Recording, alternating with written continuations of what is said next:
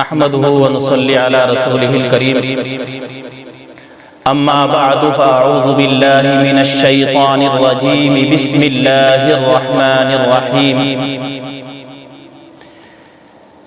إنا عرضنا الأمانة على السماوات والأرض والجبال فأبين أن يحملنها وأشفقن منها وحملها الإنسان صدق اللہ مولانا العظیم۔ عزیز دوستو، بھائیو، اللہ تبارک و تعالیٰ کا بڑا احسان ہے، اس کا کرم ہے کہ اس نے یہ رمضان المبارک کا مبارک مہینہ ہمیں عطا کیا۔ یقیناً بہت سارے لوگ جو پچھلے سال اس دنیا میں موجود تھے اب نہیں ہیں، اور جو اس سال ہیں وہ آئندہ رہیں نہ رہیں یہ اللہ ہی بہتر جانتا ہے۔ اس پر ہم اللہ تبارک و تعالیٰ کا جتنا بھی شکر ادا کرنا چاہیں وہ کم ہے۔ اگر ہم اللہ رب العزت کی نعمتوں کو شمار کرنا چاہیں تو نہیں کر سکتے۔ خود قرآن کریم میں اللہ رب العزت کا ارشاد ہے وَإِن تَعُدُّوا نِعْمَةَ اللَّهِ لَا تُحْصُوهَا، کہ اگر تم ہماری نعمتوں کو شمار کرنا چاہو تو نہیں کر سکتے۔ آج کی مبارک مجلس، یہ مبارک محفل ختم کلام اللہ شریف کی تقریب ہے، اس کی محفل اور اس کی مجلس ہے۔ یہ اللہ رب العزت کا ہم پر بڑا احسان ہے، بڑا کرم ہے۔ بہت سارے لوگ صحت ہوتے ہوئے، تندرستی ہوتے ہوئے، حالات ہوتے ہوئے وہ نہیں کر سکتے۔ یہ اللہ نے ہمیں گویا کہ توفیق عطا فرمائی کہ اپنے سامنے لا کر ہمیں کھڑا کر لیا۔ اللہ رب العزت نے ہمیں جب رحمت کی نگاہ سے دیکھا، محبت کی نگاہ سے دیکھا تو ہمیں اپنے سامنے لا کر کھڑا کر لیا، اپنے سامنے ہمیں رکوع میں، اپنے سامنے ہمیں سجدے میں ڈالا۔ اور یہ ادا اللہ رب العزت کو بڑی محبوب ہے، بڑی پسند ہے۔ انسان سب سے زیادہ قریب اللہ کے سجدے کی حالت میں ہوتا ہے۔ خیر، آپ حضرات نے جو تراویح کے اندر قرآن کریم سنا ہے یا قرآن کریم پڑھا ہے، یاد رکھیں میرے بھائیوں، یہ قرآن کریم اللہ کی امانت ہے۔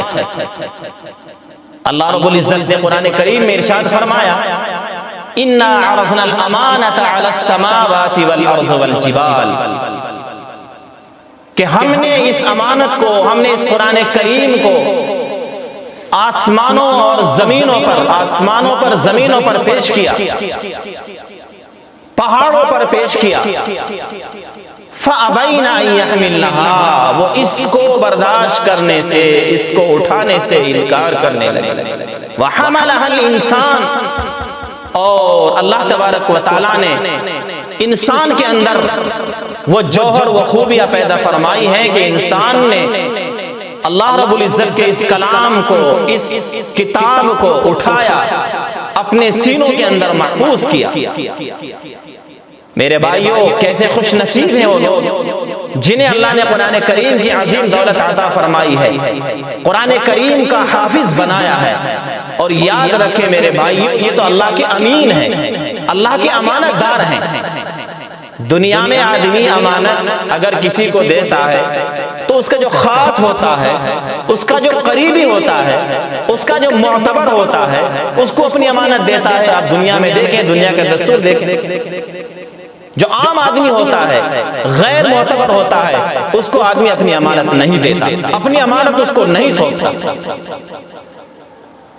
اللہ تبارک و تعالیٰ نے جو فرمایا کہ ہم نے اس امانت کو، تو گویا یہ اللہ کی امانت ہے، اور اللہ رب العزت نے گویا کہ ان حفاظ پر اپنے امین ہونے کا حکم صادر فرمایا ہے کہ اللہ کے امین ہیں، اللہ کے گویا کے خاص لوگ ہیں، اللہ کے یہ نیک اور برگزیدہ بندے ہیں، اللہ کے گویا کے قریب ہیں۔ خوش نصیب ہیں وہ لوگ جنہیں اللہ نے قرآن کریم کی عظیم دولت عطا فرمائی ہے کہ وہ اللہ کے قریب ہیں، اللہ کے امین ہیں۔ خود قرآن کریم میں اللہ رب العزت کا ارشاد ہے انا نحن نزلنا الذکر وانا له لحافظون۔ قرآن کریم سے پہلے جو اللہ رب العزت نے آسمانی کتابیں، 3 مشہور آسمانی کتابیں ہیں، چوتھا قرآن کریم ہے، تورات ہے، زبور ہے، وآتینا داؤد زبورا، انجیل ہے، عیسی ابن مریم وآتیناہ الانجیل، اور چوتھا قرآن کریم ہے۔ تو ان قرآن کریم سے پہلے جو کتابیں اللہ نے آسمانی نازل فرمائی تھی، ان میں لوگوں نے تحریف کر ڈالی، اور تحریف کی تبدیلی کی وجہ یہ ہوئی کہ ان کتابوں کا حافظ صرف وقت کا نبی ہوتا تھا۔ نبی کے جانے کے بعد جن کو وہ مسائل اور وہ عبارت یاد ہیں، انہوں نے آگے اس کو کسی کو یاد حفظ نہیں کرایا، بلکہ ان کو یاد تھی، وہ چلے گئے جانے کے بعد، پھر اس کو گویا کہ بھلا دیا گیا، اور پھر اس کے اندر ترمیم اور تبدیلی کر دی گئی۔ اب قرآن کریم چونکہ آخری آسمانی کتاب ہے، رہتی دنیا تک کے لیے یہ اللہ نے ہمیں عظیم دولت عطا فرمائی ہے، گویا ایک قانونی کتاب ہے جس کو سمجھانے کے لیے احمد مصطفیٰ محمد مصطفیٰ صلی اللہ علیہ وسلم دنیا میں مبعوث ہوئے، تشریف لائے۔ تو یہ اللہ نے اس کی حفاظت کا جو ذمہ لیا ہے، اس کی حفاظت کا جو طریقہ اللہ نے یہ نکالا ہے، کیسا عظیم طریقہ ہے، کیسا بہترین طریقہ ہے کہ آج تک ایک حرف، ایک لفظ، ایک زبر زیر اس میں آگے پیچھے نہیں ہو سکتا ہے، اور نہ ہوا ہے وہ قیامت تک نہیں ہو سکے گا، اس لیے کہ حافظوں نے اس کے الفاظ کو ایک ایک زبر زیر جزم کو محفوظ کر لیا ہے۔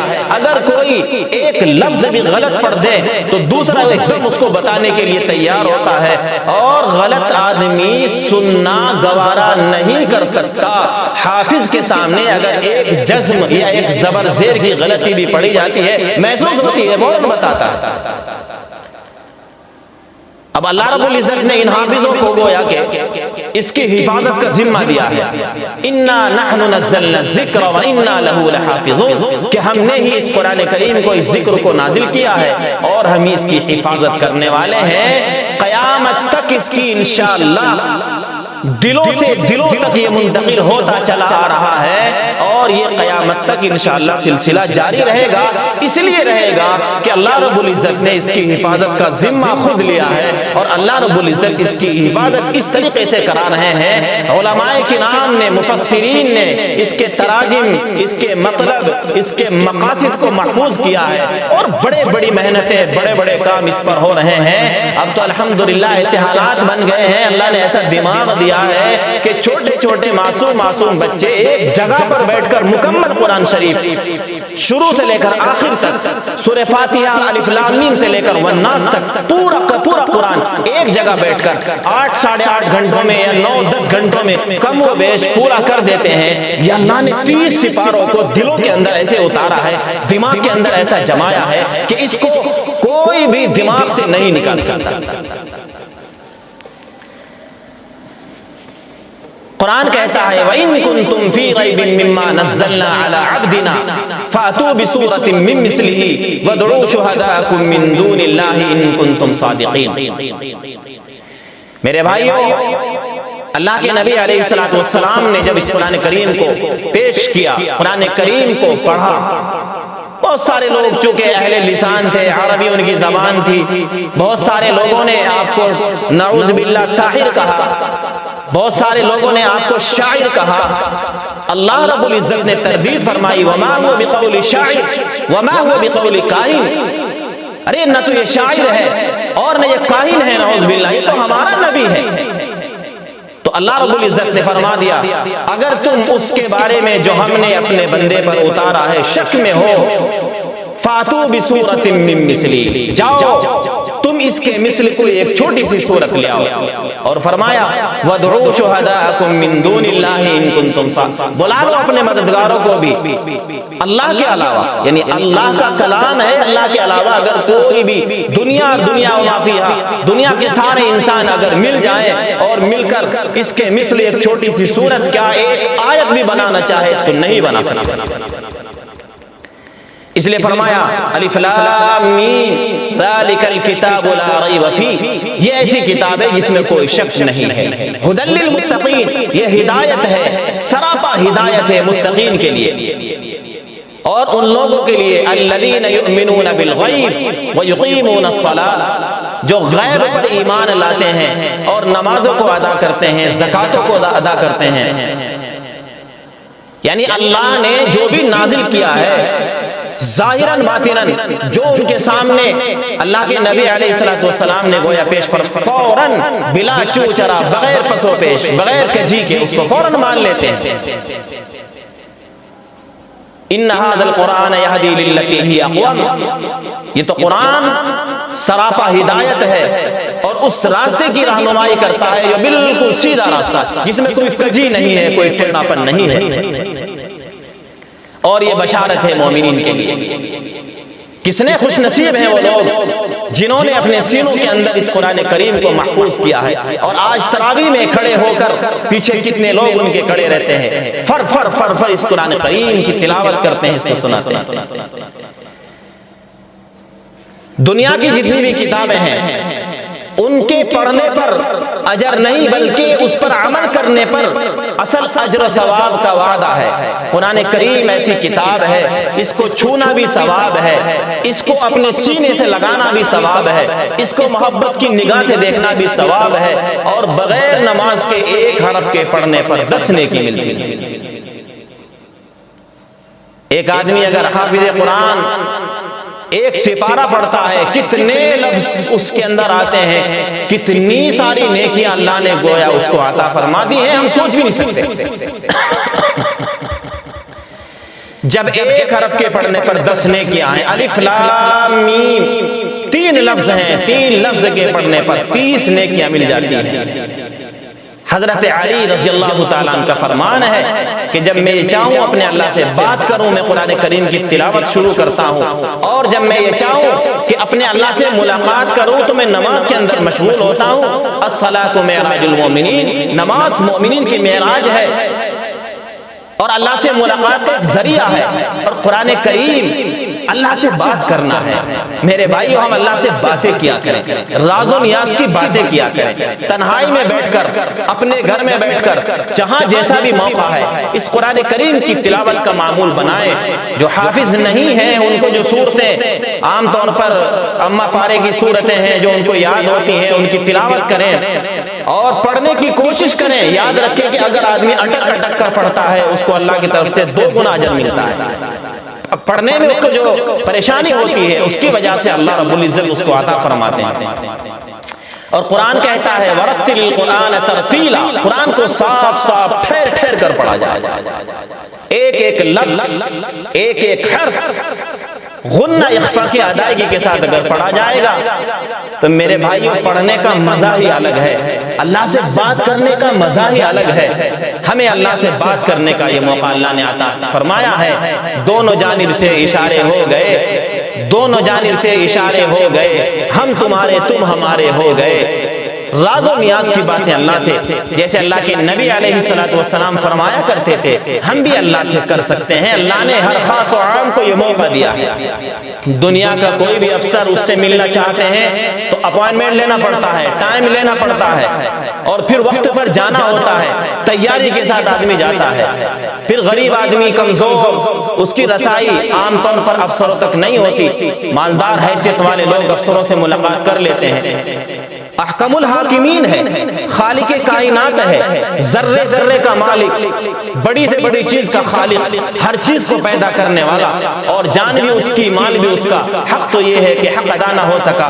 میرے بھائیوں، ہمیں اللہ نے موقع دیا ہے کہ ہم اپنے اللہ سے باتیں کر سکتے ہیں، اپنے اللہ سے ملاقات کر سکتے ہیں۔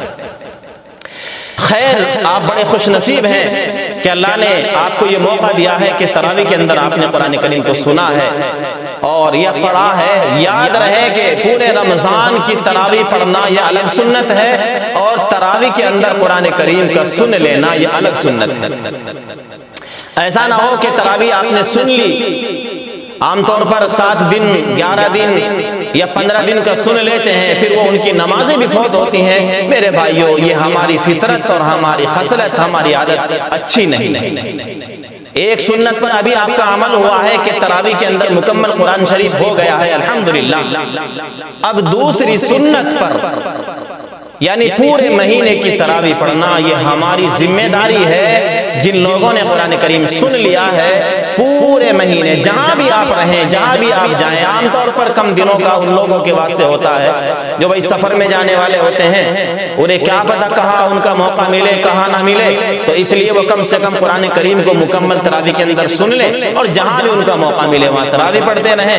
تو اس لیے میرے بھائیوں تراویح انشاءاللہ پورے مہینے کی پڑھنی ہے، پورے مہینے کی ہم تراویح کی نیت رکھیں، یہ پڑھنا ہمارے لیے لازم ضروری ہے۔ ابھی ایک سنت پر صرف عمل ہوا ہے، دوسری سنت چاند رات تک جب تک عید کا چاند نہ دکھے تراویح کا پڑھنا ہماری سب کی ذمہ داری ہے، ہمارے اوپر لازم ہے۔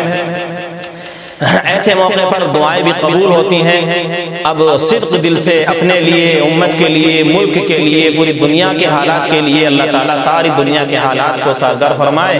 اب آپ بھی دعا کریں اور خاص طور پر حافظ قرآن جو ہوتا ہے ان سے بھی دعا کی درخواست کریں، اس لیے کہ انہوں نے جو یہ کارنامہ انجام دیا ہے تراویح کے اندر قرآن کریم کو پڑھا ہے، بڑی فضیلت اللہ نے عطا فرمائی ہے۔